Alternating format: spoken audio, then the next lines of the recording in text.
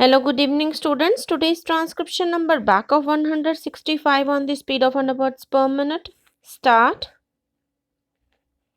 We have a number of specialized agencies like the Industrial Finance Corporation and the State Finance Corporations, but they operate within certain limitations.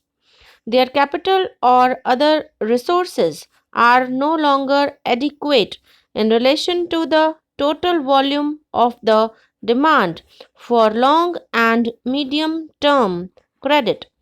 The conditions in which or the security against which they can grant loans or other assistance are also rigid. Industrial units which need substantial capital of the order of more than 1 or 2 crores of rupees, or entrepreneurs planning for additions to capital or investment over a period of years do not in many cases have the assurance that the existing agencies will be able to provide for these needs.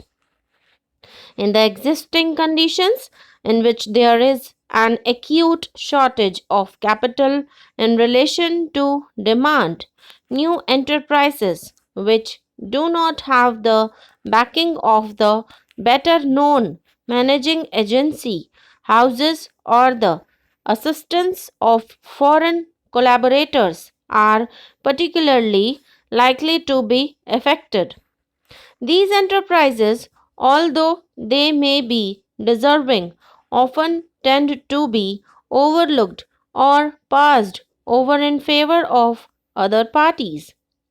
We are envisaging the Industrial Development Bank as an institution designed to overcome these limitations and to accelerate the process of industrial growth. This new institution will be a wholly owned subsidiary of the Reserve Bank of India. It will be managed by a board consisting of the directors of the Central Board of the Reserve Bank. The bill provides that the governor of the Reserve Bank will be the chairman of the Industrial Development Bank and that a deputy governor in the Reserve Bank to be specially appointed for this purpose will be the vice chairman. In view of its close association with the central bank of the country, the Industrial Development Bank will be able to draw on the knowledge and experience of that bank and to obtain in its day to day operation such guidance and assistance as may be necessary.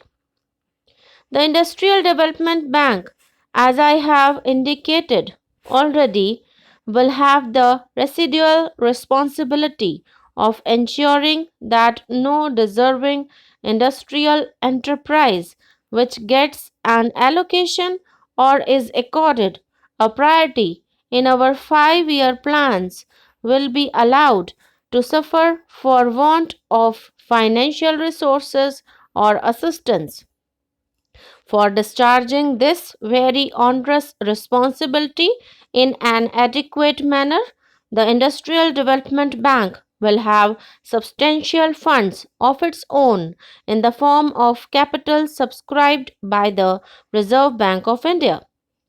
We are expecting the new institution to issue capital to the extent of rupees 100 crores. Like all other institutions, the Industrial Development Bank will be able to borrow money from the Reserve Bank.